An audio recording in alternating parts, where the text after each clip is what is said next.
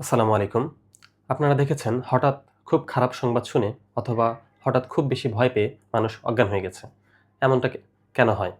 খুব বেশি খারাপ সংবাদ শুনে অথবা খুব বেশি ভয় পেয়ে কেন অজ্ঞান হয়ে যায়?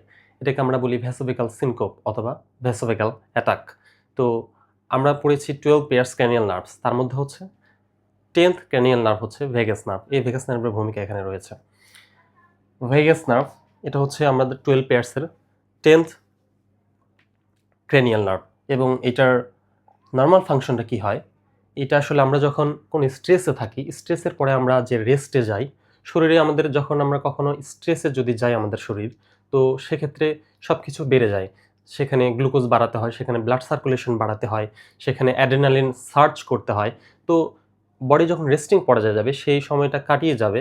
তো তাকে অটোমেটিক সবকিছু কমানোর জন্য, বডির স্ট্রেসটা কমানোর জন্য যে নার্ভটা কাজ করে সেটা হচ্ছে ভেগাস নার্ভ। ভেগাস নার্ভটা কি করে? হার্ট রেটটা স্লো করে দেয়। Comes body after stress. স্ট্রেসের পরে বডিকে কাম করে, শান্ত করে এবং রেস্ট অ্যান্ড ডাইজেস্ট। আমরা যে রেস্টের প্রয়োজন, রেস্টে সবকিছু যে কমাই সেটা হচ্ছে এই ভেগাস নার্ভ এবং আমাদের অটোনমিক নার্ভাস সিস্টেমে যে আমাদের ডাইজেস্ট হয় অটোমেটিক, এটা আমরা নিজেরা করি না, ডাইজেস্ট হয়। এই কাজগুলো করে থাকে ভেগাস নার্ভ। তো এই হঠাৎ কোনো খারাপ সংবাদ শুনে এবং খুব বেশি ভয় পেয়ে যখন আমাদের ভেসোভেগাল সিনকোপ হয়, আমরা যখন অজ্ঞান হয়ে যাই, তখন এই ভেগাস নার্ভ আসলে কি হয়? তো ভেগাস নার্ভ তখন ওভার রিঅ্যাক্ট করে। ভেগাস নার্ভ ওভার রিঅ্যাক্ট কেন করছে? কারণ এটা খুব বেশি খারাপ সংবাদ হঠাৎ করে আমরা শুনছি এবং হঠাৎ করে আমরা খুব বেশি ভয় পেয়ে যাচ্ছি। এজন্য এটা নরমালি কাজ না করে ওভার রিঅ্যাক্ট করে, ওভার রেসপন্স করে।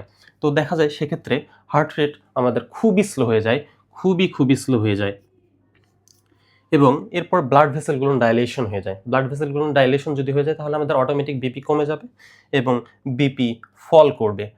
ব্লাড ভেসেল ডাইলেশন করে লো বিপি খুবই ফল করে এবং এরপরে কি দেখা যায় যে blood pools in the lower body, আমাদের ব্লাড লোয়ার বডির দিকে রিটেইন হইতে থাকে, পুলস হইতে থাকে। বিশেষ করে আমাদের স্পেশালি যদি বলি লেগের দিকে, পায়ের দিকে আমাদের কি ব্লাড পুল হইতে থাকে।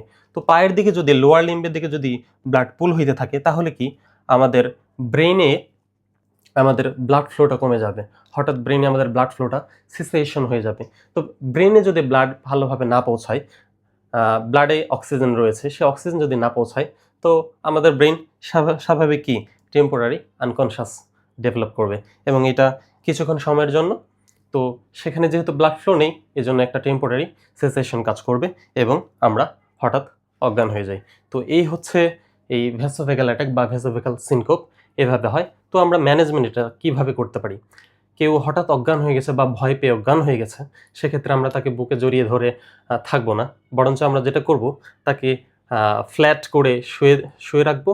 দেখা যাবে যে আমরা যদি ফ্ল্যাট করে শুয়ে রাখি তাহলে দেখা যাবে যে তার ব্লাড ফ্লোটা তার মাথার দিকে যাবে, অর্থাৎ ব্রেইনের দিকে যাবে এবং আরও যদি করতে পারি আমরা তার পা দুটো উঁচু করে রাখবো।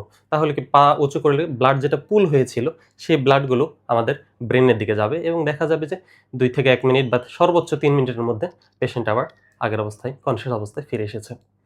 Thank you so much. See you next video.